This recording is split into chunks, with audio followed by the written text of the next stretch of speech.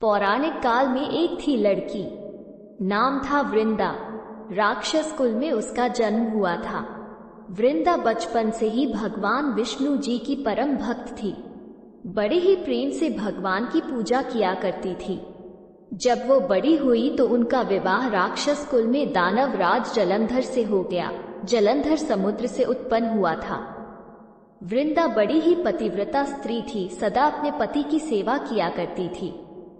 एक बार देवताओं और दानवों में युद्ध हुआ। जब जलंधर युद्ध पर जाने लगे तो वृंदा ने कहा, स्वामी आप युद्ध पर जा रहे हैं, आप जब तक युद्ध में रहेंगे मैं पूजा में बैठकर आपकी जीत के लिए अनुष्ठान करूंगी, और जब तक आप वापस नहीं आ जाते मैं अपना संकल्प नहीं छोड़ूंगी। जलंधर तो युद्ध में चले गए और वृंदा व्रत का संकल्प लेकर पूजा में बैठ गई। उनके व्रत के प्रभाव से देवता भी जलंधर को ना जीत सके। सारे देवता जब हारने लगे तो भगवान विष्णु जी के पास गए। सबने भगवान से प्रार्थना की तो भगवान कहने लगे कि वृंदा मेरी परम भक्त है, मैं उसके साथ छल नहीं कर सकता। इस पर देवता बोले, भगवान दूसरा कोई उपाय भी तो नहीं है, अब आप ही हमारी मदद कर सकते हैं। भगवान ने जलंधर का ही रूप रखा और वृंदा के महल में पहुंच गए। जैसे ही वृंदा ने अपने पति को देखा वे तुरंत पूजा में से उठ गई और उनके चरण छू लिए। जैसे ही उनका संकल्प टूटा, युद्ध में देवताओं ने जलंधर को मार दिया और उसका सिर काटकर अलग कर दिया।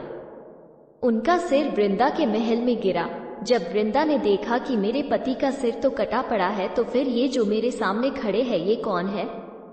उन्होंने पूछा, आप कौन हैं जिसका स्पर्श मैंने किया? तब भगवान अपने रूप में आ गए, पर वे कुछ ना बोल सके। वृंदा सारी बात समझ गई।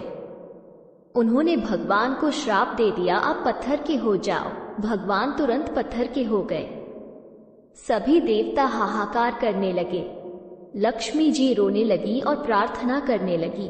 तब वृंदा जी ने भगवान को वापस वैसा ही कर दिया और अपने पति का सिर लेकर वे सती हो गई।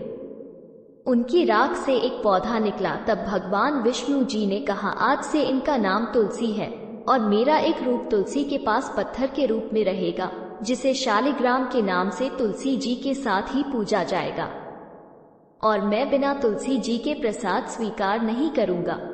तब से तुलसी जी की पूजा सभी करने लगे और तुलसी जी का विवाह शालिग्राम जी के साथ कार्तिक मास में किया जाता है। देवउठनी एकादशी के दिन इसे तुलसी विवाह के रूप में मनाया जाता है। भारत की बेटी को इतना प्यार देने के लिए धन्यवाद। कृपया वीडियो को लाइक करें और चैनल को सब्सक्राइब करें। आपका दिन शुभ हो।